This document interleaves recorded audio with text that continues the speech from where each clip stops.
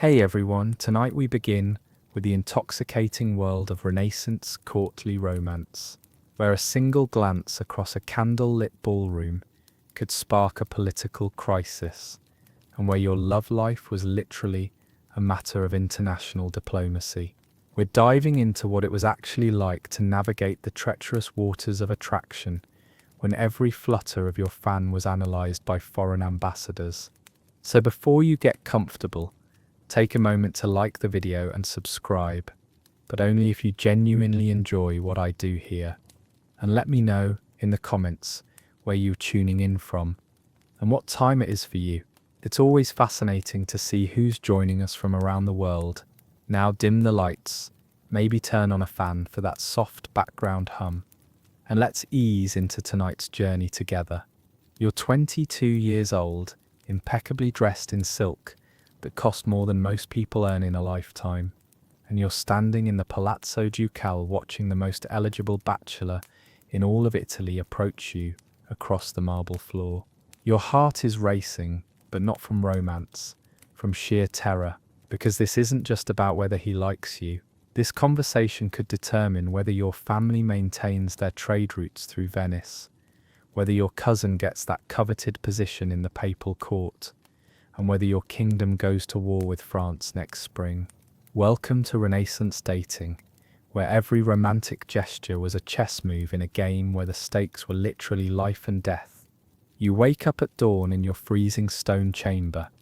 And yes, it's freezing, because even noble palaces in 1520 are basically decorated caves with tapestries hung over the windows to keep out the wind. Your breath makes little clouds in the air as your lady-in-waiting, Isabella, rushes in with steaming water that's probably the warmest thing you'll touch all day. She's already briefing you on today's romantic intelligence while you're still trying to remember your own name. The Duke of Ferrara's son arrived last night, she whispers, pouring the precious hot water into your washing basin. He's supposedly quite handsome, but more importantly, his father controls the salt trade through the Adriatic. Also, that poet you danced with last week, the one with the gorgeous eyes, turns out he's been writing love sonnets to 3 other women this month. Identical sonnets, mind you, just changing the hair colour in line 6. And the French ambassador's nephew has been asking very specific questions about your dowry, which suggests either romantic interest or economic espionage. This is your morning briefing, because in the Renaissance court, romance was espionage by other means, and your lady-in-waiting was basically your intelligence operative with a talent for corset lacing. You're not getting dressed for a date, you're suiting up for battle. Each layer of your outfit is carefully calculated warfare. The colour of your gown sends a message about your family's political allegiances. Wear blue, and you're signalling loyalty to France. Wear red, and you're suggesting imperial sympathies. Wear green, and everyone assumes you're trying to stay neutral, which is actually the most dangerous position of all, because it means you're still available to be bought. The jewels at your throat aren't just beautiful, they're a walking financial statement. Those pearls from the New World indicate your family's success in overseas trade. The ruby brooch suggests connections to the Venetian glass trade. The small gold cross shows appropriate religious devotion without being so ostentatious as to suggest you're compensating for secret heretical tendencies. Your sleeves alone are a masterpiece of economic signalling. They took 6 seamstresses 3 weeks to embroider, working by candlelight because daylight hours were needed for more practical tasks. The gold thread came from Milan, the silk from Constantinople, and the pearls sewn into the pattern represent about half the annual income of a prosperous merchant family. You're basically wearing a small house on each arm. But here's what's really wild. You can't just look stunning. You have to look stunning in exactly the right way for exactly the right person, because different types of wealth require different types of display. The Duke's son might be impressed by understated elegance that suggests old money and established power, the kind of family that doesn't need to show off, because everyone already knows who they are. But the merchant prince's heir is looking for flashy displays of new wealth, the kind of conspicuous consumption that proves your family is actively making money right now, not just coasting on inherited assets. Get it wrong, and you've not just failed to catch his eye, you've potentially insulted his entire social class and suggested that your family doesn't understand the subtle hierarchies that keep Renaissance society from completely collapsing into chaos. The hairstyle alone requires a team meeting. Your hair isn't just styled, it's architected. Isabella and two other servants spend an hour creating a structure that could probably support a small bird's nest, using enough pins and ribbons to stock a haberdashery. The height of your hair indicates your ambitions. Too high, and you look presumptuous. Too low, and you appear to lack confidence in your family's status. The placement of ribbons suggests which saints you favour, which can indicate political sympathies, because certain saints are associated with certain city-states. Even your jewellery placement is coded. Earrings that dangle suggest availability and playfulness, appropriate for attracting suitors, but potentially scandalous if you're already engaged. Pins placed in your hair at specific angles can indicate whether you're interested in discussions of poetry, politics, or trade. There's actually a whole grammar of hair accessories that everyone at court is expected to read fluently. You glide into the Great Hall, and the gliding is important because walking normally suggests you're not used to wearing expensive clothes, which implies your family's wealth is too recent to be reliable. The morning's entertainment is already underway, with a lute player performing what sounds like a romantic ballad about a shepherdess and her faithful swain. But you know better.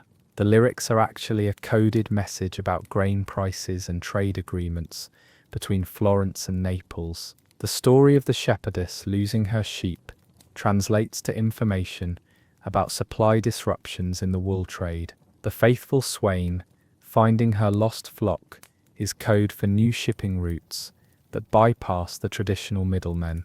The courtiers listening aren't swooning over the melody. They're taking mental notes about commodity futures and adjusting their family's business strategies accordingly. Romance and economics are so intertwined that love songs double as market reports. This is where you spot him, Lorenzo de Medici Colonna, something or other, recently arrived from Florence, with rumours of both vast wealth and scandalous poetry swirling around him like expensive cologne. He's exactly the kind of dangerous, cultured, potentially lucrative husband your parents simultaneously dream of and have nightmares about. Handsome enough to make court life pleasant, rich enough to solve your family's debt problems, connected enough to open new political opportunities, but unpredictable enough to potentially destroy everything if he turns out to have terrible judgment or secret enemies. He's standing near the massive fireplace, one of the few warm spots in the entire palace, surrounded by a carefully curated group of other young nobles who are definitely not there by accident.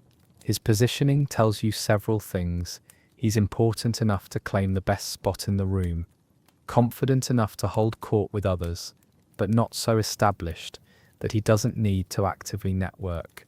The people around him are a mix of potential allies and rivals, which suggests he's still building his power base rather than simply inheriting it. But you can't just walk up and introduce yourself. That would be social suicide on multiple levels. Direct approach suggests desperation, which implies your family's marriage prospects are limited, which means either you're difficult to get along with or your dowry is insufficient. Either way, you've just announced to everyone watching that you're not a prize worth competing for. Instead, you have to engineer an elaborate series of seemingly accidental encounters that allows both of you to assess each other's wit, wealth, political connections, and marriageability without appearing to be doing anything of the sort. It's like a job interview disguised as a coincidence. repeated multiple times over several weeks, until you've both gathered enough data to determine whether further investment of time and emotional energy is warranted. You start by positioning yourself near the chess table, where he's playing against Count Alessandro, a notoriously difficult opponent known for his aggressive strategies and poor losing habits. You pretend to be fascinated by the game while actually listening to how Lorenzo handles pressure, makes decisions, and responds to setbacks. Does he make bold moves or cautious ones? Does he think several moves ahead or react impulsively? Does he lose gracefully or make excuses? Does he cheat when he thinks no one is looking? Does he gloat when he wins or show appropriate modesty? These aren't just personality quirks. They're indicators of how he'll handle marriage negotiations, manage family assets, respond to political crises, and treat you when the initial romance wears off and you're left with the practical business of sharing a life together. When Count Alessandro makes a particularly aggressive move that puts Lorenzo's queen in danger, you allow yourself a small, barely audible intake of breath, not enough to be considered commentary on the game, but just enough to indicate that you understand chess strategy and have opinions about what you're seeing. Lorenzo glances your way, and for just a moment, his eyes meet yours. You don't smile flirtatiously, you don't blush or look away coyly. Instead, you raise one eyebrow in the most subtle possible way, a gesture that could mean anything from mild amusement to sophisticated disdain to appreciation for a clever move, depending on how he chooses to interpret it. It's the Renaissance equivalent of leaving someone on red, but with much higher stakes and significantly more witnesses. He responds by making an unnecessarily dramatic chess move, sacrificing his bishop to save his queen in a way that's tactically sound but theatrically excessive, while looking directly at you. It's basically him sliding into your DMs, except the DMs are a public performance that everyone in the room is analysing for political implications and romantic subtext. The move works on multiple levels. It saves his position in the game, demonstrates both strategic thinking and willingness to take risks, and shows that he's confident enough to play to an audience. But it also reveals that he's aware of being watched and is comfortable with performance, which could indicate either attractive self-confidence or dangerous narcissism. Count Alessandro, who's been playing chess at court for 20 years and has seen every possible variation of young nobles trying to impress each other through games, rolls his eyes so hard you're surprised they don't fall out of his head. "Are we playing chess or staging a theatrical production?" he mutters, but he's smiling as he says it, which suggests he finds the whole display more amusing than annoying. The game continues, but now it's become a three-way performance. Lorenzo is playing chess, performing confidence for your benefit, and engaging in light conversation with a growing crowd of observers. You're pretending to watch the game while actually conducting a detailed psychological evaluation of his character. Count Alessandro is playing chess while providing sarcastic commentary on the romantic subplot unfolding around his game board. The classic bishop sacrifice. The Count observes as Lorenzo makes another theatrical move, bold, potentially effective, but ultimately dependent on whether your opponent appreciates the gesture or sees it as showing off. He's ostensibly talking about chess, but everyone knows he's really talking about courtship, and his comment is directed as much at you as at Lorenzo. This is your cue to demonstrate that you understand the subtext without acknowledging it directly. You tilt your head slightly, as if considering the chess position, and comment, "It's interesting how the same move can be either brilliant or foolish, depending entirely on what happens next." You're talking about chess, but you're really talking about the courtship ritual you're both engaging in, and everyone knows it, but no one can acknowledge it directly, because that would break the elaborate fiction that allows this whole interaction to happen. Lorenzo grins, actually grins, not the careful court smile you've been expecting, and responds. The key is being confident enough in your strategy to accept the consequences, whatever they turn out to be. He's just told you that he's genuinely interested and willing to pursue this connection, regardless of the social risks involved. Count Alessandro checkmates him 3 moves later, which is both embarrassing and perfect, because it demonstrates that Lorenzo gets distracted by pretty girls, which is reassuring evidence that he's actually attracted to you, rather than just going through the motions of courtship for political reasons. The chess game ends, and now comes the most delicate part of the entire interaction: the transition from public performance to private conversation. You can't just walk away. That would suggest the entire interaction was meaningless. But you also can't linger too obviously. That would suggest desperation or improper forward behavior. You need to create an opportunity for further contact while maintaining perfect, plausible deniability about your intentions. Lorenzo solves this problem by doing something genuinely clever. As he's putting away the chess pieces, he casually mentions that he's been reading a new translation of Ovid's poetry that includes some fascinating commentary on the relationship between love and political power. He's not asking if you're interested in discussing it. That would be too forward. He's not directly inviting you to continue the conversation. That would put you in the awkward position of having to accept or decline publicly. Instead, he's simply mentioning information that happens to be relevant to your interests, as determined by his careful observation of your reactions during the chess game. You respond by mentioning that you've been curious about new translations of classical texts, but haven't had the opportunity to examine any recent work. You're not expressing interest in him, you're expressing interest in the subject matter, but you're also indicating that you're educated enough to engage with sophisticated literature and available for further intellectual discourse. Isabella, who's been hovering at the edge of the conversation, pretending to adjust your sleeves, immediately understands the assignment. Perhaps, she suggests, with perfect innocence, you might encounter each other in the library tomorrow morning. I believe new acquisitions are often displayed there for examination by interested readers. She's just arranged your first official meeting while making it sound like a coincidence that might happen if you both independently decide to visit the library at the same time. It's wingman behavior, raised to the level of diplomatic art. The dance begins, and I mean that literally, because the next stage of Renaissance courtship happens on the dance floor, where you can finally make physical contact without causing a scandal, but where every touch is choreographed, witnessed, and interpreted by dozens of observers who have nothing better to do than analyze your romantic life. The evening's formal entertainment includes dancing, which in the Renaissance isn't recreational activity. It's a combination of athletic performance, social examination, and political theatre. The dances are complex enough to require genuine skill, public enough to demonstrate your cultural education, and intimate enough to allow for carefully controlled physical contact and private conversation.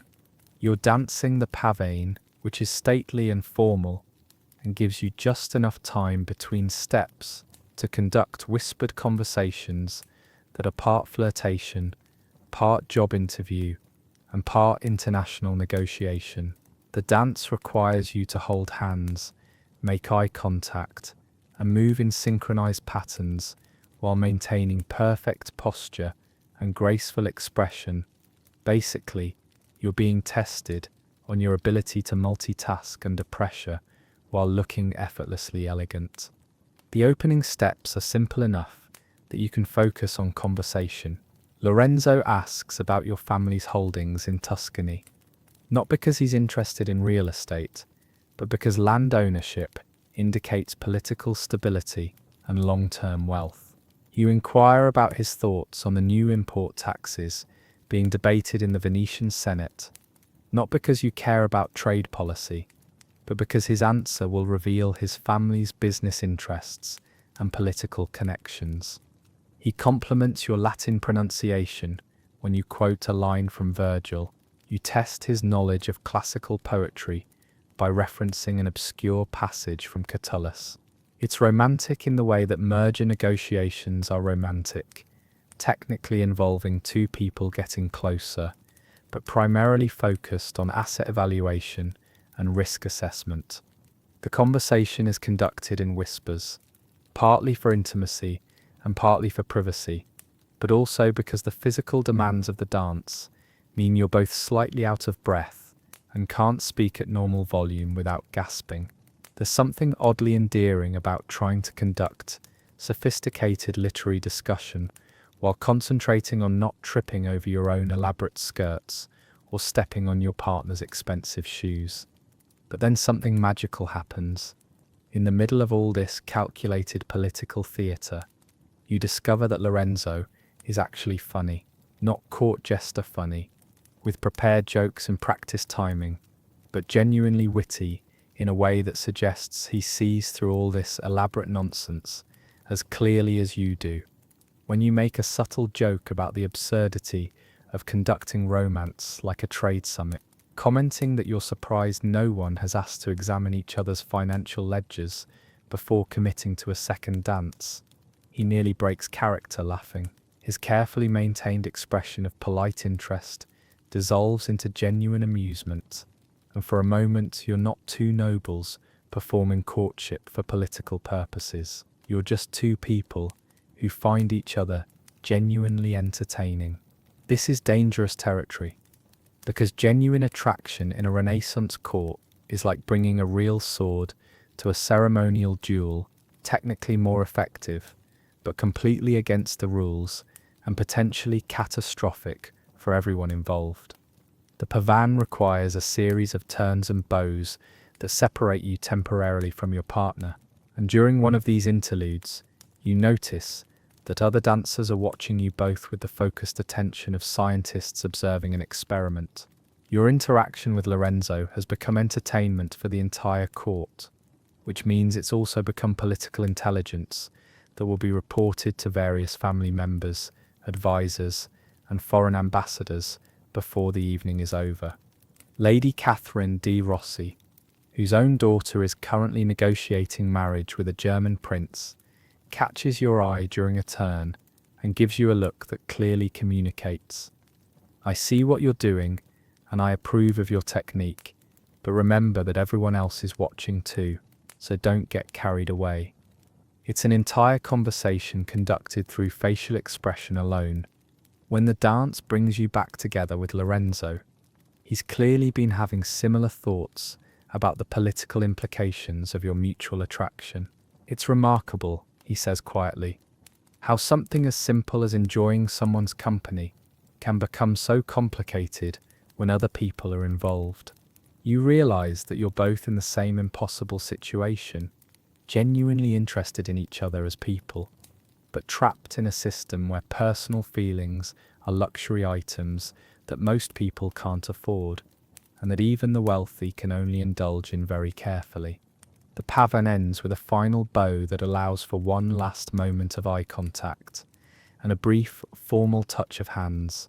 Lorenzo holds your gaze just a fraction of a second longer than strict propriety requires, and you allow your fingers to linger against his palm for just a moment.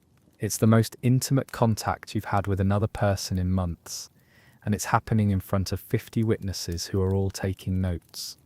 After the dance, you're both supposed to retreat to separate corners and let your respective advisors analyze what just happened, like it's a military engagement that requires strategic debriefing. Your lady-in-waiting immediately begins interrogating you with the intensity of a prosecutor examining a hostile witness. "He held your hand for exactly the appropriate length of time," Isabella observes, "but his palm was sweaty. That could indicate nervousness, which suggests genuine interest, or poor breeding, which suggests his family's social position is more recent than they claim. His Italian is excellent, but there's a slight Venetian accent when he's excited, which could mean political implications we haven't considered."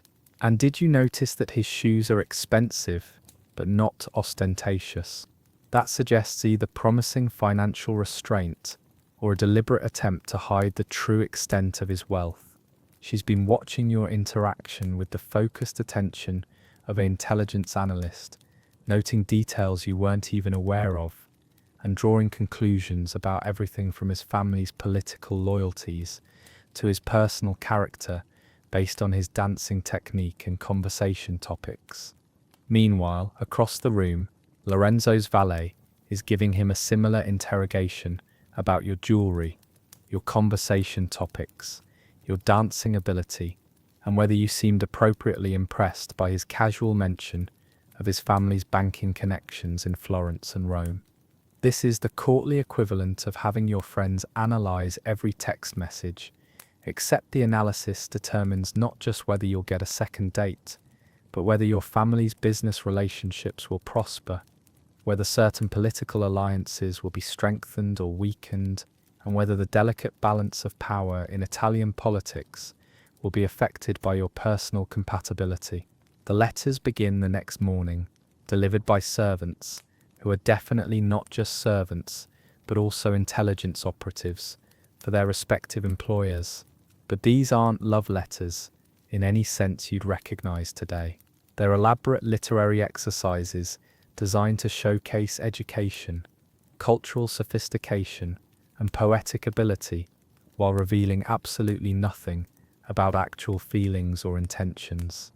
Lorenzo sends you a sonnet, comparing your eyes to various classical goddesses and celestial bodies, your voice to the music of the spheres, and your grace to the movement of planets in their celestial dance. It's beautiful, technically perfect, and completely generic. He could have sent the same poem to any educated woman at any court in Europe by changing only the hair color and eye color references. You respond with an equally elaborate poem, referencing obscure philosophical concepts and demonstrating your knowledge of Greek mythology, Roman history, and contemporary theological debates. Your poem manages to complement his wit and intelligence, while also showcasing your own education and making subtle references to your family's cultural patronage and political connections. You're basically engaged in competitive PhD dissertation writing, but make it romantic.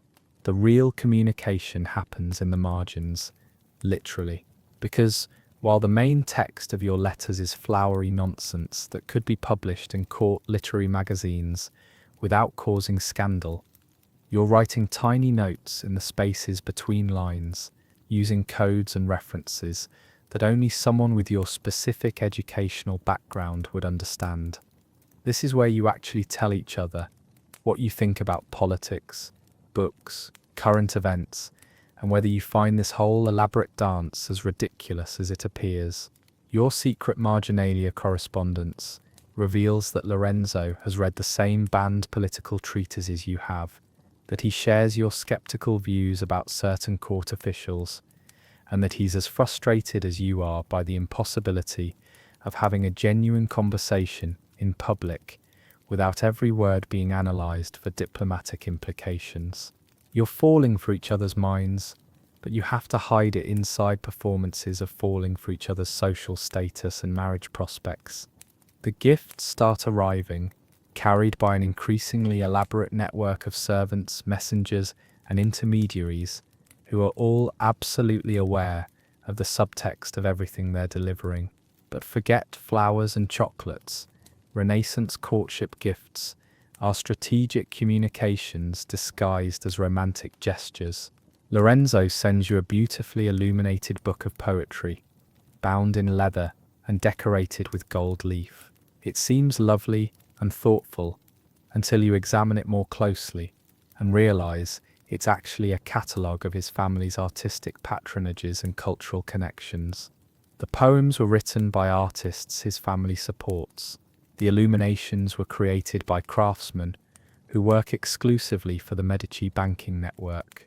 The binding was done by the same workshop that creates books for the papal library. He's not just giving you poetry, He's giving you a portfolio of his family's cultural investments and social connections. You respond with an embroidered handkerchief that seems like a simple, feminine gift until he notices that the embroidery features your family's coat of arms, worked in gold thread imported from Constantinople, surrounded by flowers that grow only in the gardens of your family's estate in Tuscany, and finished with pearls that came from your family's exclusive trading relationship with Portuguese merchants. You're not just giving him a pretty accessory, you're giving him a wearable reminder of your family's wealth, political connections, and international business relationships. Each gift is simultaneously a love token and a diplomatic overture, a way of saying I find you attractive, and my family would be a valuable alliance in the same gesture. The gifts escalate in complexity and expense, but also in the subtlety of their messaging, until you're both sending each other elaborate, artistic commissions that require teams of craftsmen and months of preparation. But then you make a mistake. You send him something genuinely personal, a small leather-bound journal where you've copied out your favorite philosophical passages from various classical and contemporary sources, with your own thoughts and reactions written in the margins.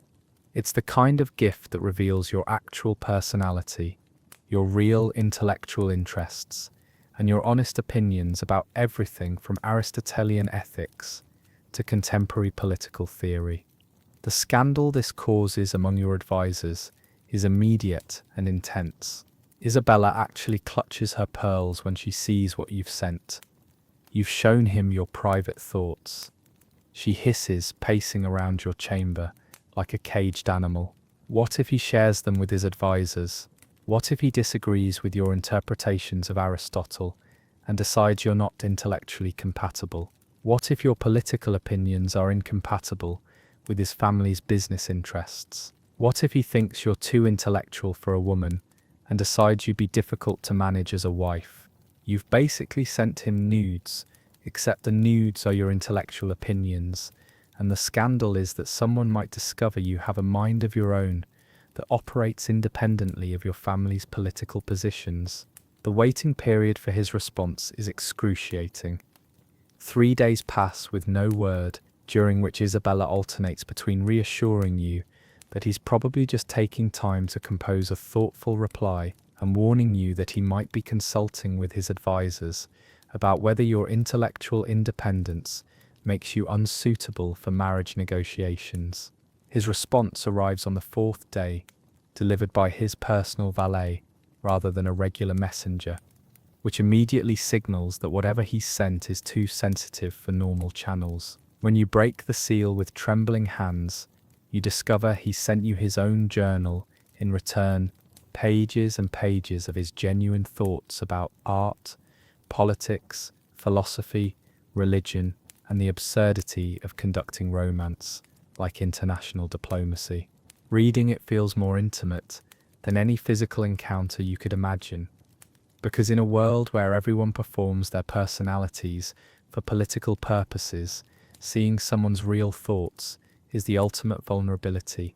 He writes about feeling trapped between his family's expectations and his own desires for meaningful work. He questions the ethics of banking practices that his family's wealth depends on. He admits to sometimes lying awake at night, wondering whether the elaborate cultural performances of court life serve any purpose other than distracting everyone from the fact that most people live in poverty, while nobles debate the artistic merits of different types of gold leaf. You're now secretly in love with each other's minds, which is both the most romantic thing possible and a potential political disaster of unprecedented proportions. Because here's what you're both starting to realize: you're compatible in all the ways that don't matter for marriage negotiations, and potentially incompatible in all the ways that do. You both love books, hate court politics, and dream of having conversations that aren't strategic communications. You share the same ethical concerns about wealth inequality and the same skeptical attitudes toward religious and political authority. You make each other laugh, you challenge each other intellectually, and you found in each other the kind of mental companionship that most people spend their entire lives seeking. But his family's banking interests directly compete with your family's trade routes. His political connections could destabilize your father's carefully maintained neutrality in the ongoing Italian wars. And your dowry negotiations are being conducted by people who've never met either of you, and don't care whether you can make each other laugh or whether you share the same favourite passages from Marcus Aurelius. The pressure intensifies when both of your families realise that this flirtation has gone on long enough to attract attention from other courts. Foreign ambassadors are sending reports back to their governments about a potential alliance between your houses. Marriage brokers from across Europe are adjusting their strategies based on rumours about your compatibility. You've accidentally become a geopolitical situation that affects trade routes, military alliances, and the balance of power between city-states. Your parents call you in for a conference that feels like a military briefing. Maps are spread across the table in your father's study, showing trade routes, territorial boundaries, and political allegiances. Your mother has prepared what appears to be a financial prospectus outlining the potential benefits and risks of an alliance with Lorenzo's family. Your father has consulted with advisors, diplomats, and business partners about the regional implications of your romantic inclinations. They explain the situation with the kind of systematic thoroughness usually reserved for planning military campaigns. Your courtship with Lorenzo has been observed and analysed by representatives from at least 6 different governments. The Holy Roman Emperor's ambassador has expressed interest in disrupting any potential alliance between your families because it would strengthen Italian independence from German influence. The French court is considering offering your family more favourable trade agreements if you remain available for marriage negotiations with French nobles. The Pope's representatives are monitoring the situation because both your families have been patrons of artists and scholars who have occasionally expressed ideas that could be considered theologically questionable. Your love life has become a strategic resource that affects not just your personal happiness, but the economic stability of everyone you've ever known and the political independence of your entire region. The stakes become real when you overhear a conversation between 2 foreign diplomats at a court dinner, casually discussing whether your relationship with Lorenzo indicates a shift in your family's political allegiances that would justify adjusting grain import quotas and military garrison deployments. They're discussing troop movements and trade sanctions based on whether you seemed particularly animated while dancing together last Thursday. This is the moment you understand that Renaissance romance isn't just personal, it's international policy conducted through the medium of whether 2 people find each other attractive. The crisis comes when Lorenzo's family receives a marriage proposal from the daughter of a German banking family whose dowry includes actual territories, mining rights, and exclusive trading agreements that would double their wealth and secure their political position for the next 3 generations. Suddenly, your months of carefully orchestrated courtship are competing against a merger opportunity that represents everything his family has been working toward for decades. You're not just losing a boyfriend, you're potentially losing your family's most promising alliance opportunity, your own future security, and your one chance at marrying someone whose company you actually enjoy. The negotiations that determine your romantic future happen entirely without you. Lawyers, diplomats, and financial advisors meet in rooms you're not allowed to enter, discussing dowry amounts, inheritance rights, political guarantees, and economic projections while you wait in your chambers, dressed in your finest clothes, ready to smile and nod when they announce what they've decided about your life. You get the news at a formal dinner where the announcement is made as if it's a celebration rather than the end of everything you'd hoped for. Lorenzo's engagement to the German banker's daughter is presented as a victory for regional economic stability and international cooperation. Your name isn't mentioned, as if months of your life and feelings simply never existed.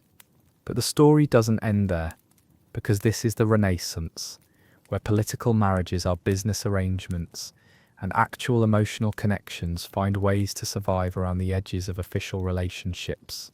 You and Lorenzo continue to correspond secretly, your coded letters now carrying the weight of genuine intimacy that has nowhere to go in the daylight world of court life.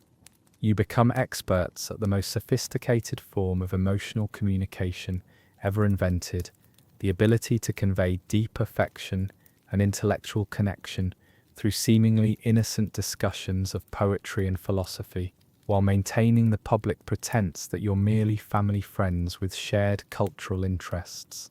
It's heartbreaking and beautiful and completely unsustainable, because in a world where marriage is diplomacy, love becomes the ultimate act of rebellion against everything your society stands for. And this, finally, is what Renaissance courtship teaches us.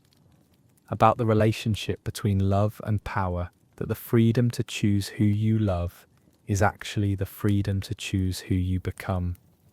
And that in societies where individual choice threatens collective stability, romance becomes the most dangerous political act possible.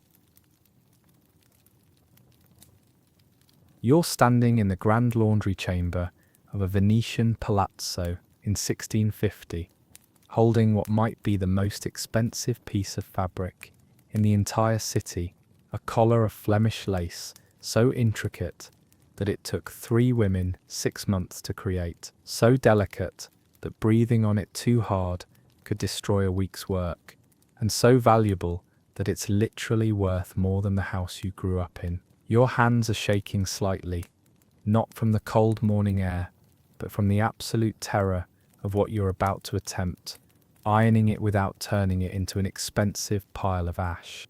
Welcome to the world of Renaissance textile care, where doing the laundry was less domestic chore and more high-stakes archaeological preservation, and where the difference between perfectly pressed lace and ruined lace could determine whether your employer keeps their social position or becomes the laughingstock of European high society.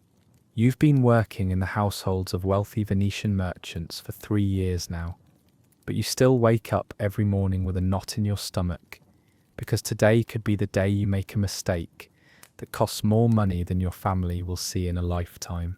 The lace collar you're holding represents 6 months of specialized labor by master craftswomen, materials imported from across Europe, and artistic techniques that are closely guarded trade secrets passed down through generations of textile workers.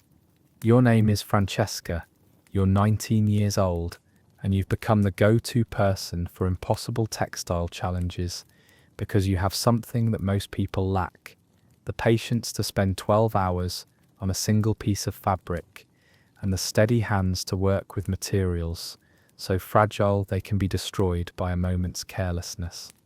The lace collar belongs to Contessa Elisabetta Grimani, whose husband controls a significant portion of Venice's spice trade, and whose social position depends on looking more elegant and sophisticated than every other wealthy woman in a city full of wealthy women competing to look elegant and sophisticated. This collar isn't just clothing, it's a strategic weapon in the ongoing war of Venetian social hierarchy. The collar itself is a masterpiece of mathematical precision, disguised as decorative art.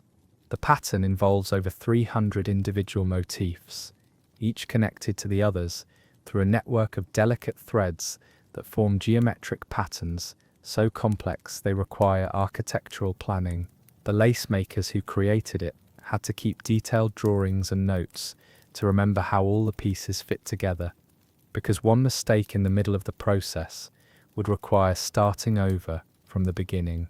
But here's the thing about lace: it's designed to look effortlessly perfect, which means any imperfection is immediately obvious. A wrinkle that would be invisible on normal fabric becomes a glaring flaw on lace. A slight scorch mark that might be overlooked on cotton becomes a catastrophic disfigurement on delicate threadwork. And iron stains, those brownish marks that happen when your iron is slightly too hot or slightly too dirty, are absolutely unfixable and completely unacceptable. The ironing process begins long before you actually touch the fabric with heat. You spend the first hour just examining the lace, mapping out every delicate connection, identifying potential weak points, and planning your strategy like a military campaign. You're looking for places where the threads are already stressed, areas where previous cleaning might have weakened the structure, and sections where the pattern is so intricate that applying pressure in the wrong direction could cause cascade failures that destroy large portions of the design. The iron you're using isn't the convenient electric appliance of modern times. It's a heavy piece of metal that you heat by placing it directly in the fire, then carefully monitoring its temperature by testing it on scraps of fabric until you achieve the perfect balance between hot enough to remove wrinkles and not so hot that it burns everything it touches. Too cold and the wrinkles won't come out. Too hot and you'll literally cook the threads until they disintegrate. But here's where it gets really complicated. Different parts of the lace require different temperatures. The thicker sections can handle more heat, while the delicate connecting threads need barely any warmth at all. You're constantly adjusting your technique, using different parts of the iron's surface, varying the pressure and speed of your movements, and sometimes working with multiple irons at different temperatures so you can switch between them as needed. The work surface is as important as the iron itself. You're working on a specially prepared table covered with multiple layers of different fabrics. First, a thick wool blanket to provide cushioning, then a layer of fine cotton to protect against rough textures, then a piece of silk to ensure the smoothest possible surface, and finally a thin cotton cloth that you can replace if it gets stained or damaged during the process. You begin with the outer edges of the lace, working slowly inward toward the most delicate central motifs. Each section requires a different approach. The scalloped edges need to be pressed from both sides to maintain their three-dimensional shape. The geometric patterns in the middle require careful attention to ensure that the threads lay flat without crushing the raised elements that give the lace its texture and visual interest. The physical demands of the work are exhausting in ways that people who've never done delicate handwork can't imagine. You're bent over the work surface for hours at a time, your neck and shoulders cramping from the constant focused attention. Your eyes water from the strain of examining tiny details in candlelight.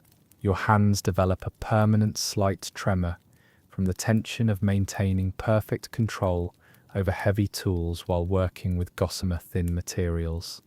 But the mental demands are even more intense. You have to maintain perfect concentration for hours at a time, because a moment's distraction can cause irreversible damage. You're constantly making split-second decisions about heat, pressure, and technique, each one potentially determining the success or failure of the entire project. It's like performing surgery, except your patient is worth a fortune and can't be brought back to life if you make a mistake. The steam management alone requires expertise that takes years to develop. Lace needs moisture to relax the fibers enough to remove wrinkles, but too much moisture will cause the sizing, the starch-like substance that gives lace its crispness, to dissolve, leaving you with limp, shapeless threads that look nothing like the crisp geometric perfection that lace is supposed to achieve. You create steam by placing damp cloths near your work area and carefully controlling the humidity around the fabric. Too little moisture and the threads become brittle and prone to breaking. Too much and they become soggy and lose their structure. You're constantly testing the air around the lace with your hand, adjusting the placement of wet cloths and monitoring the fabric's response to the changing conditions. The most terrifying moment comes when you reach the central medallion of the collar, an intricate rose motif surrounded by geometric patterns that required weeks of specialized work to create. This is the focal point of the entire piece, the section that everyone will notice first, and the area where any mistake will be most visible and most devastating. The rose motif involves multiple layers of lace, worked at different tensions to create a three-dimensional effect. Some threads are meant to lie flat, others are supposed to have a slight raised texture, and still others form delicate loops that stand away from the base fabric. Getting this section wrong doesn't just ruin the appearance, it destroys the entire artistic concept that the original lace makers were trying to achieve. You work with the lightest possible touch, using just the residual heat from an iron that's been removed from the fire several minutes earlier.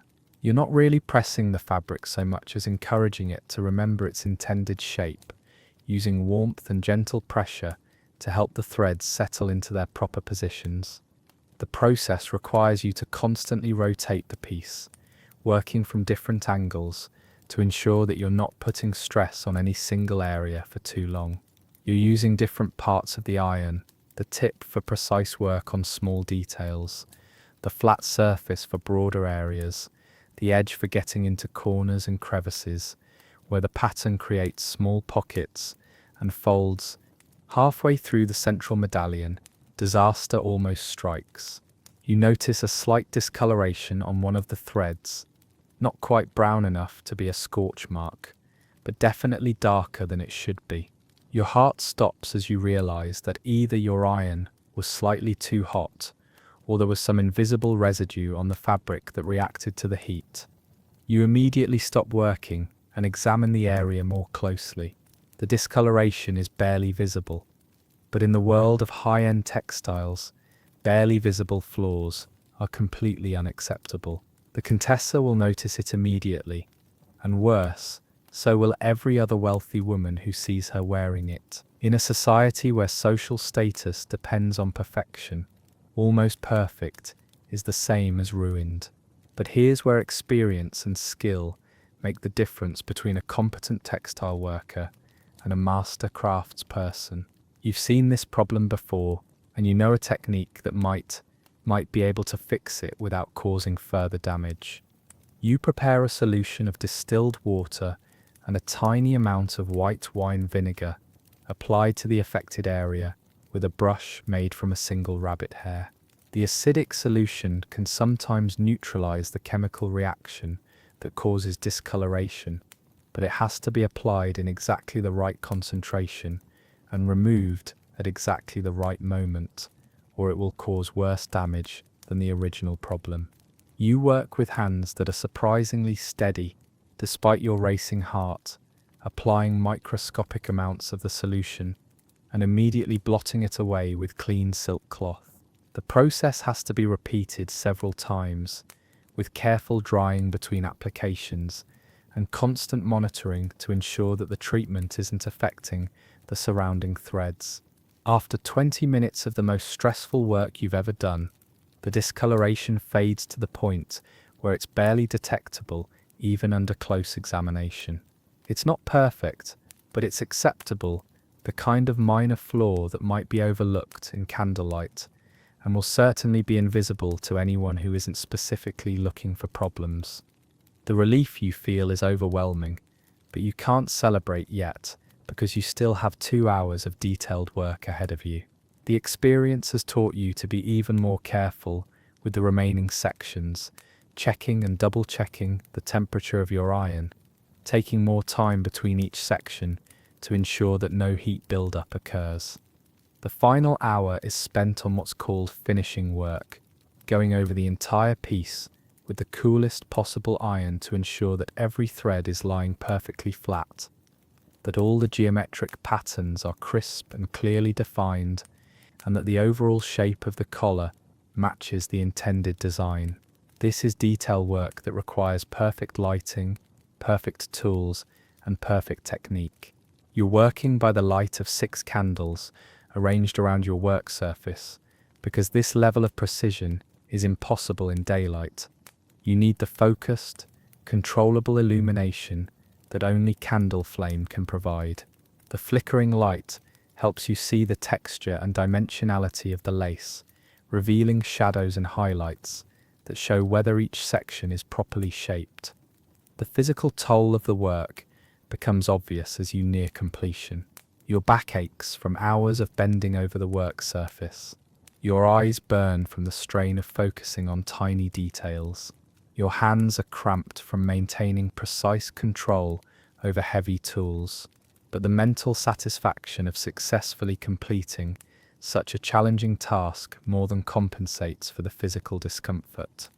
When you finally lift the completed collar from your work surface, the transformation is dramatic. What had been a wrinkled, slightly dingy piece of fabric that looked like it had been stored improperly for months has become a crisp, luminous work of art that seems to glow with its own internal light. Every thread is perfectly positioned, every pattern element is clearly defined, and the overall effect is of mathematical precision combined with organic beauty.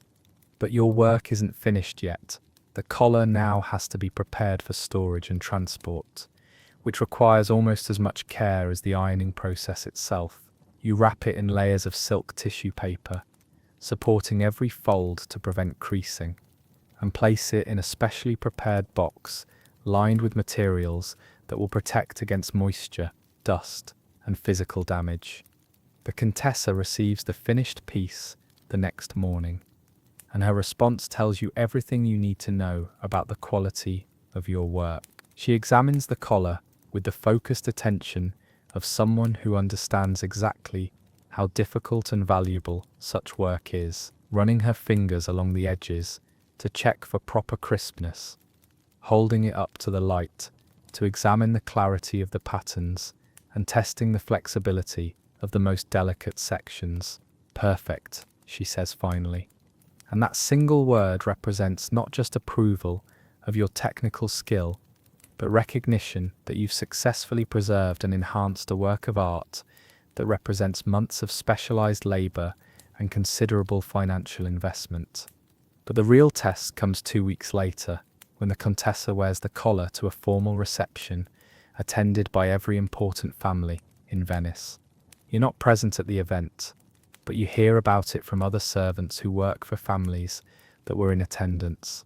Apparently, the Contessa's appearance caused quite a stir, with several other women asking specifically about her collar and expressing amazement at its condition and appearance. One woman, the wife of a prominent banker, was reportedly so impressed that she asked for the name of the person responsible for maintaining the Contessa's textiles. This is the highest possible compliment in your profession, having your work noticed and praised by people who have access to the best textile artists and craftspeople in Europe. The success leads to more challenging assignments. Word spreads through Venice's wealthy community that there's a young woman who can handle even the most delicate and valuable textiles without damaging them. You begin receiving requests to work on pieces that other people won't even attempt, ancient family heirlooms that haven't been properly maintained in decades.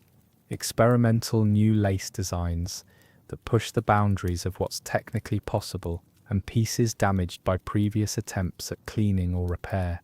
Each new project teaches you something about the art and science of textile preservation. You learn to identify different types of thread and fabric by touch, to predict how different materials will respond to heat and moisture, and to develop specialized techniques for specific types of problems. You become an expert in stain removal, structural repair, and the chemistry of various cleaning solutions. But perhaps most importantly, you develop an understanding of the cultural and social significance of the work you're doing. These aren't just pieces of fabric. They're symbols of status, wealth, and artistic achievement. They represent the culmination of traditional crafts that have been developed over centuries, and they serve as tangible connections between the people who wear them and the long history of human creativity and technical skill. The lace collar that started your reputation becomes part of the Contessa's regular wardrobe, appearing at important social events throughout the season. Each time it's worn, it requires careful preparation and maintenance, but the techniques you develop during that first terrifying experience make subsequent work much more manageable. You eventually establish your own workshop, training other young people in the specialized skills required for high-end textile care. Your techniques become part of the accumulated knowledge that allows Renaissance society to maintain and preserve the elaborate material culture that defines their world. Looking back on that first collar, you realize that the real challenge wasn't just the technical difficulty of ironing delicate lace without destroying it. It was learning to work with materials that represented other people's artistic vision, financial investment, and social aspirations, accepting responsibility for preserving things that were irreplaceable and more valuable than anything you had ever owned. The work taught you that craft skill isn't just about technical competence, it's about understanding the full context of what you're working on, respecting the intentions of the original creators, and accepting the weight of responsibility that comes with being trusted to preserve things that can't be replaced if they're damaged or destroyed. And that, ultimately, is what made Renaissance textile care so much more than just doing laundry. It was a form of cultural preservation that required not just skilled hands, but deep understanding of art, history, and the human desire to create beautiful things that will outlast the people who made them. You're sitting at a writing desk in Philadelphia in 1775, staring at a piece of paper that needs to travel 300 miles to reach your brother in Charleston, and you're about to engage in what might be the most intricate, puzzle-solving activity of your entire life. Because in the 18th century, sending a letter wasn't just about writing your message and slapping it in an envelope. It was about transforming a flat piece of paper into a secure, self-contained delivery system through an elaborate origami process that served as envelope, security system, and postal instruction manual, all in one ingenious package. Welcome to the lost art of letter locking, where every piece of correspondence was a masterpiece of engineering designed to protect your secrets, prove your identity, and survive a journey that would make modern shipping companies weep with frustration. Your name is Samuel, you're a silversmith in Philadelphia, and you've just received news that your brother Jonathan is considering joining the Continental Army. This is exactly the kind of sensitive political information that could get both of you arrested if it falls into the wrong hands, but it's also too important to trust to verbal messages carried by travelers who might be unreliable, drunk, or secretly working for the British. So you're going to write a letter, but not just any letter. You're going to create a communication system so secure that even if it's intercepted, the very act of opening it will reveal that it's been tampered with, and so cleverly designed that the folding pattern itself will serve as proof that the letter actually came from you and not from someone pretending to be you. The paper you're using isn't the convenient pre-cut sheets of modern times. It's a large, expensive piece of handmade paper that you've carefully selected for its thickness, texture, and durability. This paper cost you nearly a day's wages because quality writing material is imported from Europe and taxed heavily by the British colonial administration. The irony isn't lost on you that you're paying British taxes on the paper you're using to discuss resistance to British rule. You've prepared your writing implements with the care of a surgeon preparing for operation. Your quill pen has been carefully cut and shaped to produce consistent line thickness. Not just any feather will do. You've selected a primary flight feather from a goose, aged for at least 6 months to ensure proper flexibility, and you've spent 20 minutes sharpening it to exactly the right angle and tip width. The cutting process alone requires 5 different knife strokes, each at a specific angle, because the shape of the nib determines everything from ink flow to line quality. Your ink has been mixed to the proper consistency from a recipe that your father taught you: oak gall, iron sulfate, and gum arabic combined in proportions that produce a dark, durable ink that won't fade or smudge. The mixture has been sitting for 3 days to achieve the right chemical balance, and you've tested it on scrap paper to ensure it flows smoothly without bleeding through the fibre. Too thin, and it will soak into the paper and become illegible. Too thick, and it will sit on the surface and smear during the folding process. You've even prepared sand for blotting, not just any sand, but fine river sand that's been washed, dried, and sifted to remove impurities. The sand needs to be completely clean because any dirt or organic matter will react with the ink and cause staining or discoloration that could make your letter appear tampered with, even when it hasn't been. The candles providing your light have been positioned carefully to avoid shadows and glare. Letter writing in the 18th century is typically done in the evening after the day's work is finished, which means working by candlelight that costs money every hour it burns. You've calculated that the candles needed to write and fold this letter will cost about as much as a small loaf of bread, making this correspondence a significant financial investment.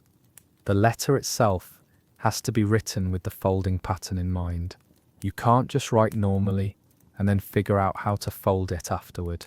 The text needs to be positioned so that it will be completely hidden once the folding is complete, but also arranged so that it can be read easily when the recipient unfolds it correctly.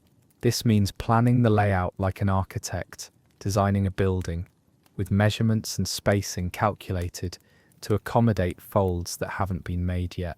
You begin writing in the center of the paper, leaving generous margins on all sides for the folding process. But these aren't just empty spaces. They're precisely calculated areas that will become structural elements of the final folded package. The margins have to be exactly the right width to accommodate the specific folding pattern you're planning to use, and different patterns require different margin calculations. The handwriting itself is part of the security system, but it's more complex than just using your normal penmanship. You're deliberately incorporating specific flourishes and letter formations that Jonathan will recognize as authentically yours. Your capital letters have a particular slant that you developed unconsciously over years of writing. Your lowercases has a distinctive loop that's almost impossible to forge without extensive practice. The way you cross your tits and dot your I's follows patterns that are as unique as fingerprints. But you're also being careful not to make your handwriting too perfect, because overly careful penmanship can actually indicate forgery. Genuine letters have natural variations in letter size, slight inconsistencies in spacing, and minor imperfections that result from writing at normal speed. Forgers often betray themselves by trying too hard to create perfect handwriting. The message you're writing is carefully constructed using multiple layers of code and misdirection. The surface level appears to be a routine business correspondence about your silversmithing work. You mention orders for spoons and buckles, delivery schedules, and payment arrangements. But embedded within this mundane commercial language is a second layer of meaning that only Jonathan will understand. When you write about the large commission for pewter plates, Jonathan will know you're referring to military preparations, because pewter plates was your childhood code for anything related to soldiers, dating back to games you played with toy soldiers made of pewter. When you mention that the delivery may be delayed due to transportation difficulties, you're warning him that political tensions are making travel dangerous for people with known patriot sympathies. But there's even a third layer of security in your word choices. Certain phrases trigger predetermined responses. If you write, "I hope this finds you in good health," it means the letter is safe to read normally. If you write, "I trust you are well," it's a warning that you suspect your correspondence is being monitored, and he should be extra careful about his response. The geographic references in your letter are deliberately misleading to anyone who doesn't know the family history. When you mention the old property near the mill, you're referring to your childhood home, but the mill you're talking about was torn down 15 years ago. An interceptor trying to use your letter for intelligence about Patriot activities would be sent to a location that no longer exists. You finish writing and carefully blot the ink, then wait for it to dry completely. This isn't just a matter of convenience. Wet ink will smudge during folding, creating obvious evidence that the letter has been tampered with or improperly handled. You test the dryness by holding the paper up to the candlelight and examining it at an angle. Wet ink has a slightly different sheen than dry ink, and you've learned to recognize the subtle difference that indicates when it's safe to proceed. The temperature and humidity in the room affect drying time significantly. On humid summer evenings, ink can take an hour to dry completely. In the dry cold of winter, it might be ready in 15 minutes. You've learned to adjust your timing based on the weather, and you keep a small collection of test papers near your writing desk so you can experiment with drying conditions before committing to folding an important letter. Now comes the part that took you years to master, the folding sequence that will transform this flat piece of paper into a secure, self-contained package. This isn't intuitive work. It requires memorizing complex sequences of movements that have to be performed in exactly the right order, with precisely the right pressure and timing. You start by folding the paper in half lengthwise, but not just any fold. This has to be a perfectly straight, sharp crease that divides the paper into two equal sections. You use a bone folder, a smooth, flat tool made from polished animal bone, to create crisp, clean creases that won't weaken the paper. The precision matters because the entire security system depends on mathematical accuracy. If your initial fold is crooked by even a few degrees, everything that follows will be misaligned, and the final result won't lock properly. The bone folder itself is a specialized tool that costs nearly as much as the paper. It's made from a single piece of cow bone, carefully shaped and polished to create smooth edges that compress creases without tearing the paper. Cheaper alternatives, like wooden tools or metal implements, will damage the paper fiber, creating weak points where the letter might tear during transport. The next fold is perpendicular to the first, creating 4 equal sections. But here's where it gets interesting. You don't fold it completely flat. Instead, you create what's called a soft fold, a crease that's marked but not pressed down hard, because you need to be able to manipulate this section later in the process. The soft fold technique requires perfect pressure control, too light, and the crease won't hold too heavy, and you'll create a permanent fold that can't be adjusted. You continue with a series of diagonal folds that create triangular sections within the rectangular grid you've established. Each fold has to be made in a specific sequence, because later folds depend on the positioning of earlier ones. It's like solving a 3-dimensional puzzle, where every move affects all the subsequent moves, and you can't go back and correct mistakes without starting over completely. The paper is starting to take on a geometric shape that's part envelope, part puzzle box. You're creating a series of interlocking flaps and pockets that will hold the entire structure together without any adhesive. The letter is literally folding itself closed through the mechanical interaction of precisely engineered paper geometry. This is where the mathematical principles become obvious. You're working with concepts that wouldn't be formally recognized by European mathematicians for decades. Topology, geometric transformations, and mechanical engineering principles all combined in a practical application that most people take for granted. Every fold changes the structural properties of the paper, redistributing stress and creating new possibilities for subsequent manipulations. But this isn't just about creating a container for your message. You're also creating a security system that will make it impossible for anyone to open the letter without leaving evidence of their intrusion. The folding pattern is designed so that opening it requires unfolding in a specific sequence, and if someone tries to open it incorrectly, they'll tear the paper in ways that can't be concealed. The security features are ingeniously subtle. One section of the folding pattern creates what looks like a simple overlapping flap, but it's actually a tension system that will snap if pulled from the wrong angle. Another area uses the paper's grain direction to create a weak point that will tear in a distinctive pattern if someone tries to force it open without understanding the proper technique. You create what's called a letter locking pattern, a specific arrangement of folds that serves as your personal signature. This pattern is as unique to you as your handwriting, and Jonathan knows your particular folding style intimately. You developed this pattern over years of correspondence, gradually adding complexity and security features as the political situation became more dangerous. The pattern incorporates elements that have personal meaning for both of you. One section creates a diamond shape that represents the scar on your hand from a childhood accident that Jonathan witnessed. Another fold creates a specific angle that matches the slope of the roof on your childhood home.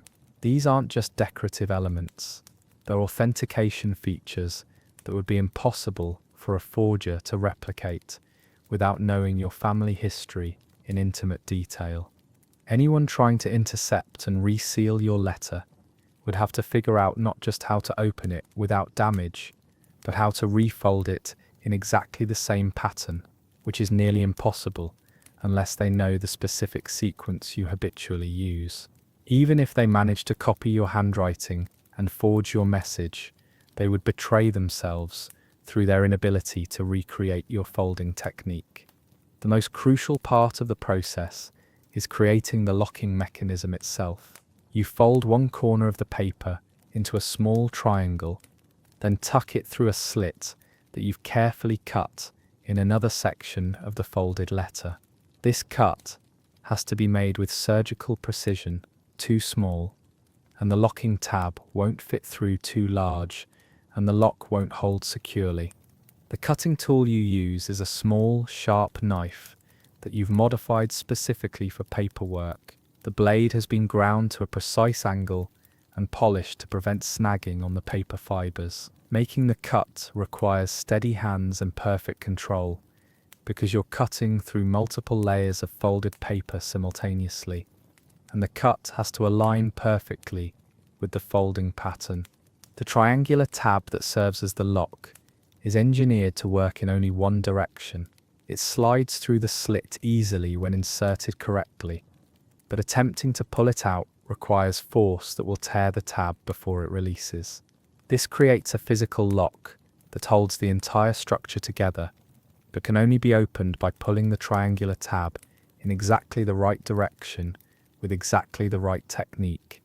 If someone tries to open the letter by pulling in the wrong direction, or by trying to unfold it from the wrong corner, the tab will tear off, leaving obvious evidence that the letter has been tampered with. It's a one-time security system that can't be reset once it's been triggered. The torn tab becomes proof that the letter's security has been compromised, even if the interceptor manages to read the message and attempts to reseal it. But you're not finished yet. The address has to be written on the outside of the folded letter, which means calculating exactly where the recipient's name and location will be positioned once the folding is complete. This requires visualizing the final three-dimensional shape, while you're still working with the flat paper, a spatial reasoning challenge that takes years of practice to master.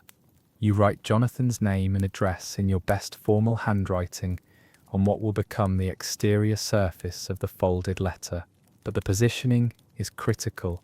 The address has to be placed so that it will be clearly visible and properly oriented when the folding is complete, but also positioned so that it doesn't interfere with the structural elements of the folding pattern.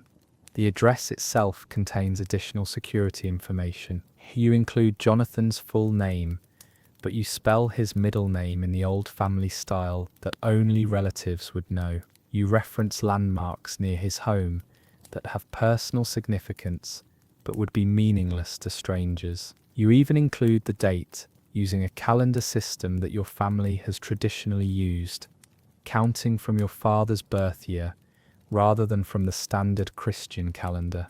But you also include additional information that serves as part of the security system. Your own name as the sender, but written in a specific style that indicates this is a secure communication.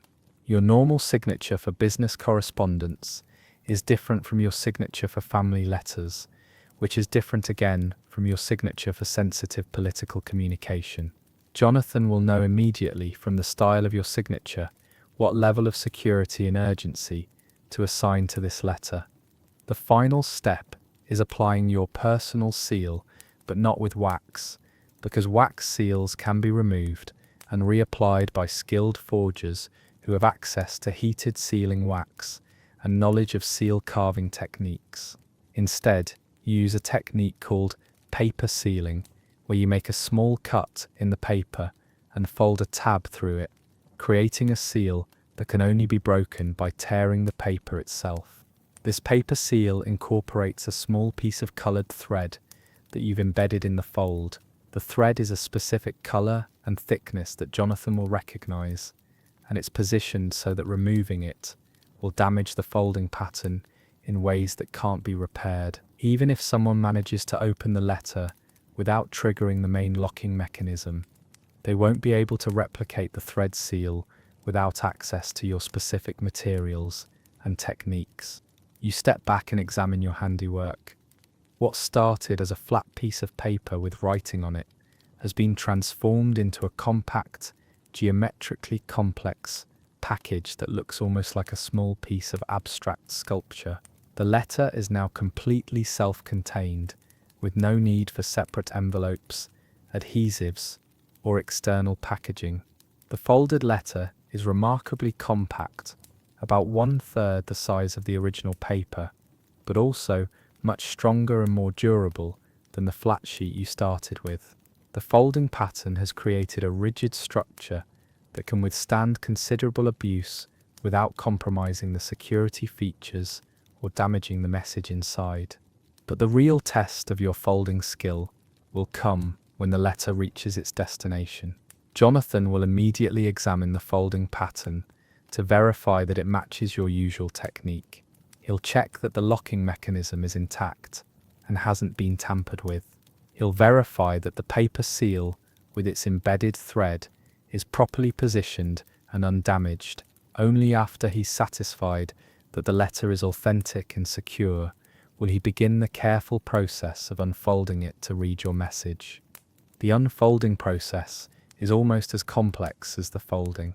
Jonathan will need to remember the exact sequence for opening your particular pattern, because attempting to unfold it incorrectly will damage the letter and might destroy the message. He's learned your technique through years of correspondence, but each time he receives a letter from you, he has to carefully recall the proper opening sequence.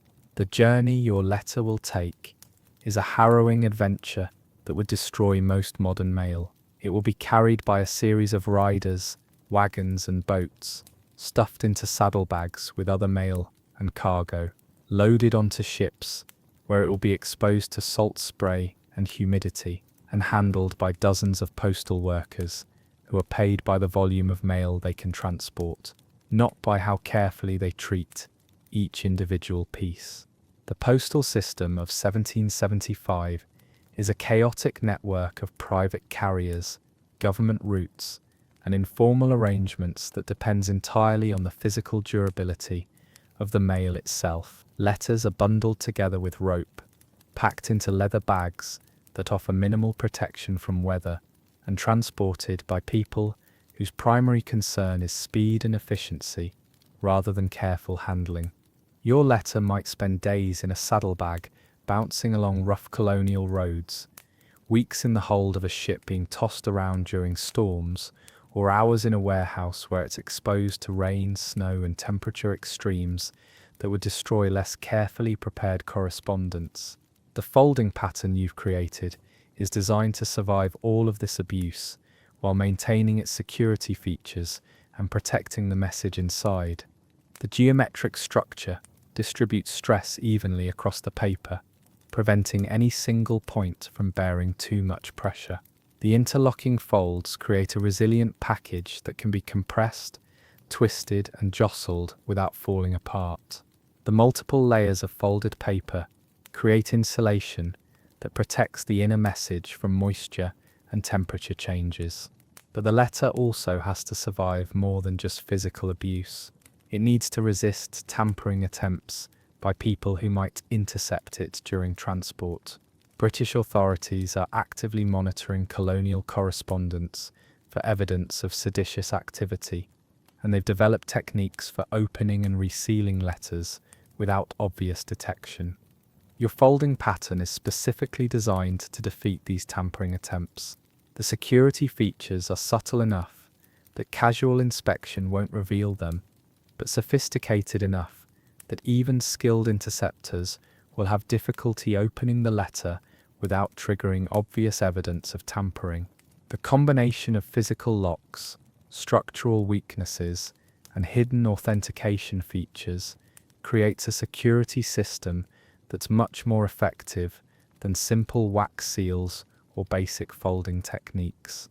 3 weeks later, you receive a response from Jonathan, folded in his distinctive pattern that you recognize immediately.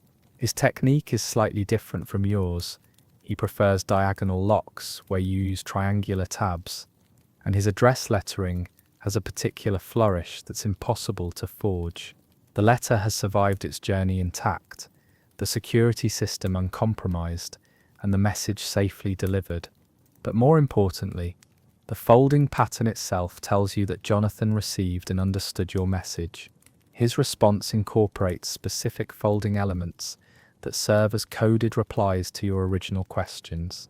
A particular type of corner fold indicates that he's decided to join the Continental Army. A specific crease pattern shows that he's understood your warnings about surveillance. Even the way he's positioned the address on the exterior conveys information about his current situation and plans. This is communication at a level of sophistication that's almost impossible to imagine in the modern world of instant messaging and digital encryption. Every aspect of the physical letter, from the quality of the paper to the complexity of the folding pattern, carries meaning and serves multiple functions simultaneously. The art of letter locking served purposes beyond just security and durability. The folding patterns themselves became a form of personal expression and artistic achievement. Skilled letter folders developed increasingly complex and beautiful patterns that served as demonstrations of their education, patience, and attention to detail. Some folding patterns were specific to certain professions or social classes. Lawyers developed legal folding techniques that were particularly secure and official-looking, often incorporating elements that made the folded letters resemble legal documents or official seals. Merchants created patterns that efficiently used paper and provided space for extensive addressing information, including shipping instructions and customs declarations. Artists and intellectuals competed to develop the most elegant and mathematically sophisticated folding designs. Some patterns required over 50 individual folds, performed in precise sequences that took hours to complete and required detailed written instructions to master. These elaborate patterns became status symbols that demonstrated not just technical skill, but also the leisure time necessary to develop and practice complex techniques. The complexity of these patterns was extraordinary by any measure. Advanced practitioners developed folding sequences that incorporated elements of mechanical engineering, creating letters that would actually change shape during transport, revealing different information at different stages of the journey. Some patterns included time-release features that would cause certain security elements to activate only after specific periods, making it impossible to intercept and reseal letters without knowing exactly when they were originally folded. But perhaps most remarkably, the folding patterns often incorporated mathematical principles that wouldn't be formally recognized by European mathematicians for decades. Letter folders were unknowingly exploring concepts in topology, geometry, and mechanical engineering through their practical need to create secure, durable packages for their correspondence. The social implications of letter locking were equally significant. In a world where literacy was limited and postal services were unreliable, the ability to create secure, authenticated correspondence was a valuable skill that could determine business success, political influence, and personal safety. People who mastered advanced folding techniques often found themselves in demand as scribes, secretaries, and confidential messengers. Professional letter folders charged premium rates for their services, and the most skilled practitioners were retained by wealthy families, government officials, and business organizations that needed guaranteed secure communication. The techniques were closely guarded trade secrets, passed down through apprenticeships and family traditions that maintained quality control and prevented the skills from becoming too widely available.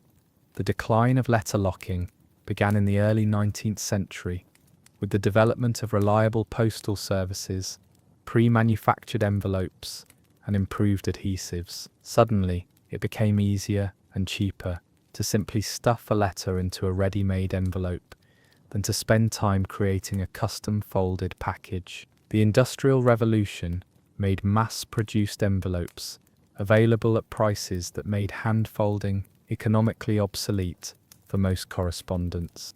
But something important was lost in this transition toward convenience. The art of letter locking represented a perfect integration of function and form, where security, durability, and aesthetic beauty were achieved through the same process. Each letter was a unique creation that reflected the personality, skill, and cultural background of its creator. More fundamentally, letter locking represented a different relationship between communication and craft. In the 18th century, sending a letter was an artistic act that required patience, skill, and attention to detail. The physical process of creating the correspondence was as important as the intellectual process of composing the message. Your letter to Jonathan, with its careful folding pattern and precise security features, was more than just a way to convey information. It was a physical manifestation of your relationship with him, a demonstration of the care and effort you were willing to invest in maintaining your connection across distance and danger.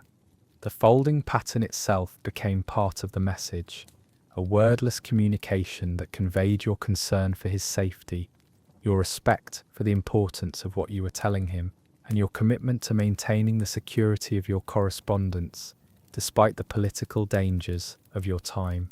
And in that sense, every folded letter was a small work of art that combined practical engineering, mathematical precision, and personal expression into a single elegant solution to the fundamental human need to communicate safely and meaningfully across distance and time.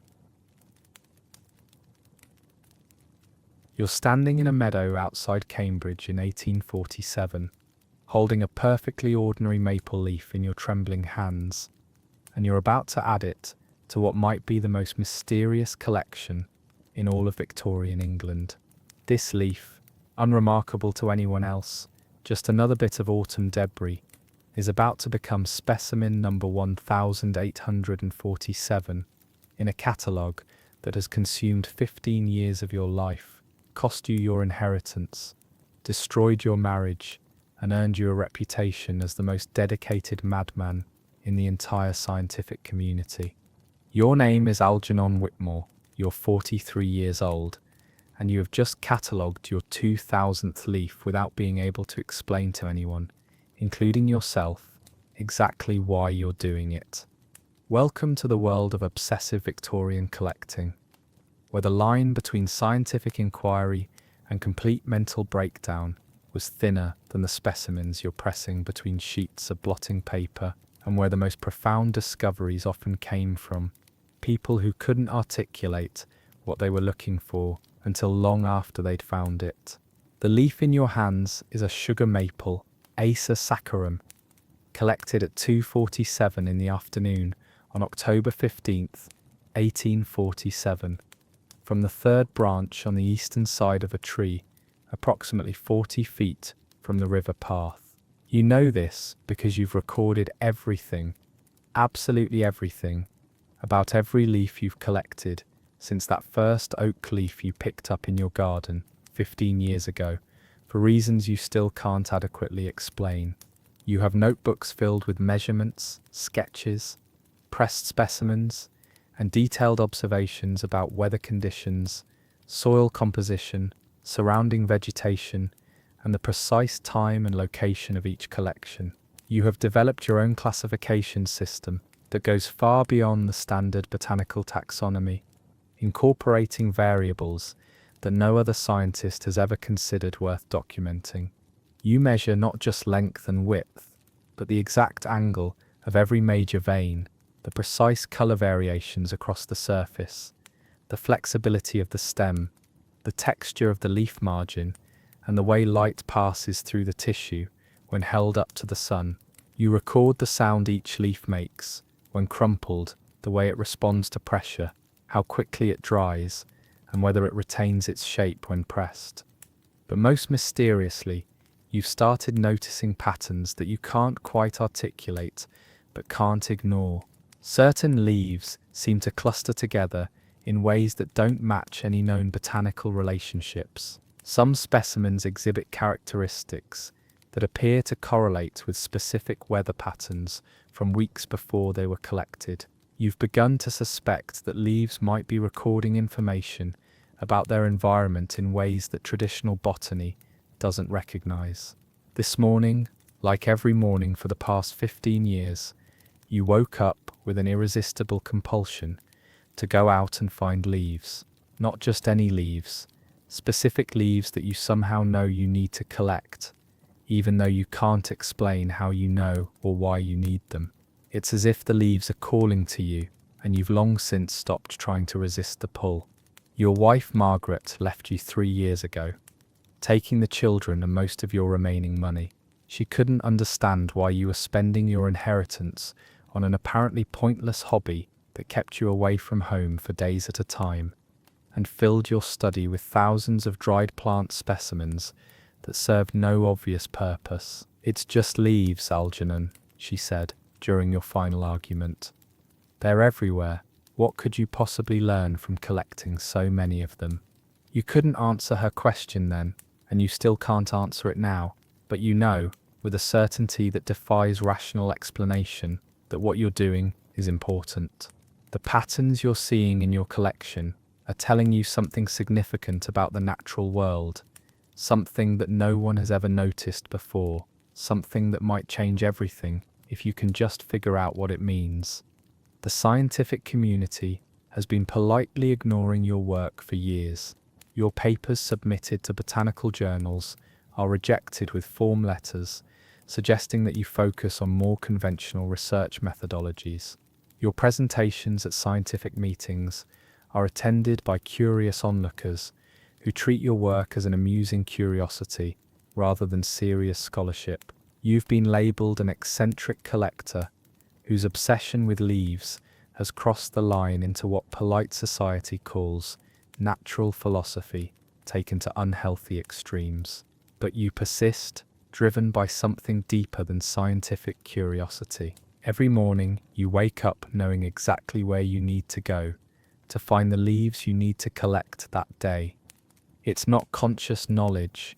You can't look at a map and point to the location. Instead, you feel drawn in a specific direction, as if following an invisible compass that points not north, but toward whatever leaf needs to be added to your collection next.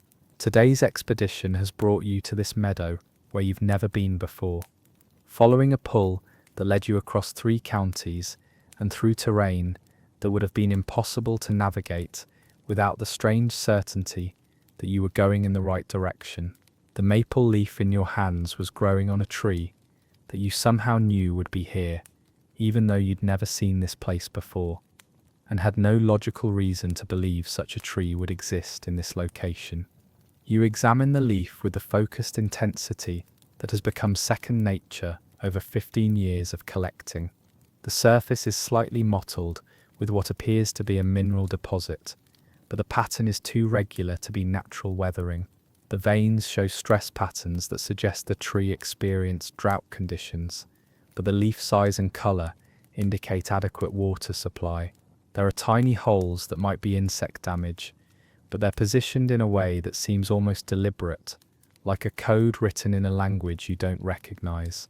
You place the leaf carefully in your collection portfolio, a leather-bound case that you've designed specifically for transporting specimens without damage. The portfolio contains dozens of individual compartments, each lined with soft cloth and designed to hold a single leaf in perfect condition.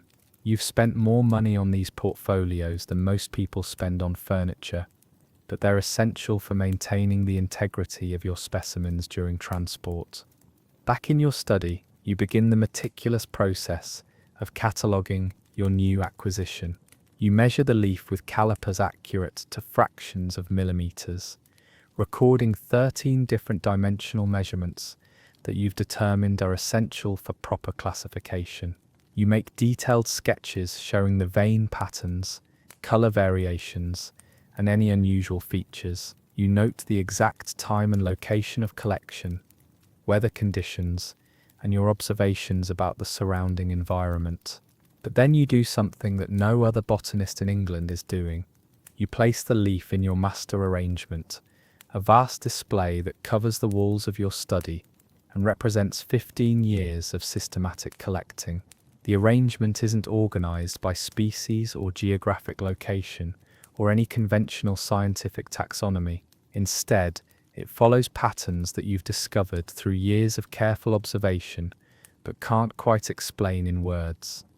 The leaves are arranged in spirals, clusters, and geometric patterns that seem to reveal hidden relationships between specimens collected at different times and places. A leaf from Scotland, collected in 1834, sits next to a leaf from Cornwall, collected in 1846, not because they're botanically related, but because they share some ineffable quality that you've learned to recognize but can't define. The pattern is becoming clearer with each new addition. You're starting to see connections that span not just geographic distances but temporal ones as well. Leaves collected during certain weather patterns seem to cluster together regardless of species or location. Specimens gathered during particular phases of the moon show similar structural characteristics even when they come from completely different types of trees. Most intriguingly, you've begun to notice that your collection seems to be documenting environmental changes that aren't visible to conventional observation. Leaves collected from the same tree over multiple years show subtle variations that appear to correlate with atmospheric conditions, soil chemistry changes, and even human activity in the surrounding area. It's as if each leaf is a detailed record of its environment, containing information that could revolutionize understanding of how plants respond to their surroundings. Your daily routine has become ritualized in ways that border on the mystical. You wake before dawn and spend an hour studying your collection, looking for gaps in the patterns that will tell you what kind of leaf you need to find that day. You prepare your equipment with obsessive precision, portfolios, measuring tools, notebooks and sketching materials arranged in exactly the same order every time. The actual collecting process has evolved into something that feels more like divination than science. You walk until you feel the pull toward a specific direction, then follow it until you reach the tree or plant that contains the leaf you need. You can't explain how you know which leaf to select from the thousands available, but you've learned to trust the intuitive certainty that guides your choices. Some days you travel hundreds of miles to collect a single leaf. You've walked across entire counties, following the mysterious pull that leads you to specific specimens. You've climbed mountains, waded through marshes, and explored forests that most people have never seen, all in pursuit of leaves that seem to call to you across impossible distances. The physical demands of your collecting expeditions have transformed you over the years. You've developed the lean, tough physique of someone who spends most of his time outdoors, walking long distances over difficult terrain. Your hands are permanently stained with plant materials and ink, from years of handling specimens and making detailed notes. Your clothes are practical and worn, designed for field work rather than social respectability. But the mental demands have been even more significant. You've trained yourself to observe and record details that most people would never notice. You can identify subtle variations in leaf structure that indicate specific environmental conditions. You can predict weather patterns based on the characteristics of specimens you've collected. You've developed a vocabulary for describing plant features that goes far beyond standard botanical terminology. Your notebooks have become works of art in their own right. Each page contains detailed drawings, precise measurements, and observations written in a microscopic hand that maximizes the amount of information you can record. You've developed your own system of symbols and abbreviations that allows you to capture complex data efficiently. The notebooks are organized according to your own classification system, which incorporates variables that conventional botany doesn't recognize. The most recent development in your work has been the discovery of what you're calling temporal patterns, correlations between specimens collected at different times that suggest leaves might be recording information about cyclical environmental changes. You've noticed that leaves collected during the same phase of 7-year cycles show similar characteristics, regardless of species or location. This discovery has led you to develop a new hypothesis about plant biology that challenges fundamental assumptions about how organisms interact with their environment. You're beginning to suspect that plants are much more sensitive to environmental changes than anyone realizes, and that they're recording information about their surroundings in ways that could provide unprecedented insights into natural processes. But you're also aware that your work has reached a point where it's becoming impossible to continue without support from the scientific community. Your personal resources are nearly exhausted, and you're facing pressure from creditors who want to recover money you've borrowed to fund your expeditions. You need to find a way to articulate your discoveries in terms that other scientists can understand and accept. The problem is that your most significant insights are intuitive rather than analytical. You can see patterns in your collection that you can't explain using conventional scientific methods. You know that your work is important, but you can't translate your understanding into the kind of logical arguments that would convince skeptical colleagues. You've started writing what you hope will be a comprehensive paper that explains your methodology and presents your findings to the scientific community. But every attempt to describe your work in conventional scientific language seems to miss the essential point. The patterns you've discovered are too subtle and complex to be captured in standard botanical terminology. The challenge is that your collection has revealed something fundamental about the relationship between plants and their environment that can't be understood through traditional scientific approaches. You're documenting phenomena that require new ways of thinking about biological systems, new methods for collecting and analyzing data, and new frameworks for understanding how organisms respond to their surroundings. Your study has become a laboratory for developing these new approaches. The walls, covered with thousands of carefully arranged specimens, serve as a kind of three-dimensional database that allows you to visualize patterns that would be invisible using conventional documentation methods. The physical arrangement of the leaves creates a map of relationships that can't be captured in written descriptions or numerical data. Visitors to your study, the few who still come, are overwhelmed by the sheer scale of your collection. Thousands of leaves arranged in complex patterns that follow rules they can't understand, accompanied by volumes of detailed documentation that represents years of obsessive work. Most people assume you've simply lost your mind, but a few have started to see hints of the deeper patterns you're trying to reveal. Dr. Harrison from the Royal Society visited last month and spent 3 hours examining your collection. He left without saying much, but you could see that he was beginning to understand the significance of what you've been documenting. He promised to return with colleagues who might be interested in your work, which gives you hope that the scientific community might finally be ready to take your discoveries seriously. The irony is that your work has become so comprehensive and detailed that it's almost impossible for anyone else to understand quickly. You've created a system of knowledge that requires years of study to fully appreciate. The patterns you've discovered are so subtle and complex that they can only be perceived by someone who has spent considerable time learning to see what you're seeing. But you're also aware that time is running out. Your health is deteriorating from years of physical exertion and financial stress. Your eyesight is failing from the strain of making detailed observations and microscopic notes. You're facing the possibility that your life's work might die with you, leaving behind only a mysterious collection that no one else can interpret. This urgency has driven you to new levels of intensity in your collecting. You're working longer hours, traveling farther distances, and pushing yourself to document patterns that are becoming increasingly complex and subtle. You feel like you're on the verge of a breakthrough that will finally allow you to explain what you've been seeing, but you're also aware that you might not have enough time to complete the work. The leaf you collected today might be the key that unlocks the entire mystery.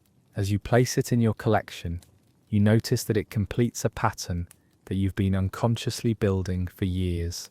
The arrangement of specimens suddenly reveals a structure that makes perfect sense, like a puzzle that has finally been solved. You realize that your collection has been documenting something that no one has ever recognized before: the way plants record and respond to environmental changes over timescales that are much longer than anyone imagined. Each leaf is a historical document that contains information about atmospheric conditions, soil chemistry, and ecological relationships that extends far beyond the individual plant's lifetime. Your 15 years of apparently meaningless collecting has actually been the most systematic environmental research project ever undertaken. You've been documenting changes in the natural world that are invisible to conventional observation, creating a record that could revolutionize understanding of how biological systems respond to long-term environmental pressures. The patterns in your collection show that plants are much more sensitive to their surroundings than anyone realizes, and that they're recording information about environmental changes in ways that could provide early warning systems for ecological disasters. Your work has created a new field of study that combines botany, environmental science, and historical research in ways that could transform how people understand the relationship between organisms and their environment. You sit back and look at your collection with new eyes, finally understanding what you've been doing all these years. You haven't been collecting leaves at all. You've been documenting the secret history of the natural world, one specimen at a time, creating a record that future generations will use to understand how the environment has changed and how it might change in the future. The mystery of why you couldn't explain what you were doing finally makes sense. You were documenting phenomena that science didn't have words for yet, developing methods for studying processes that hadn't been recognized as important, and creating knowledge that could only be understood by someone who had spent years learning to see patterns that are invisible to conventional observation. Your collection represents 15 years of pure research, driven by intuition rather than hypothesis, and it's revealed something fundamental about the natural world that could never have been discovered through traditional scientific methods.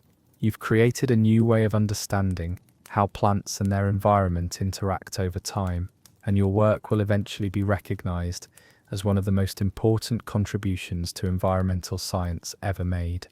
But for now, you're still just a man with 2,000 leaves and no explanation that anyone else can understand.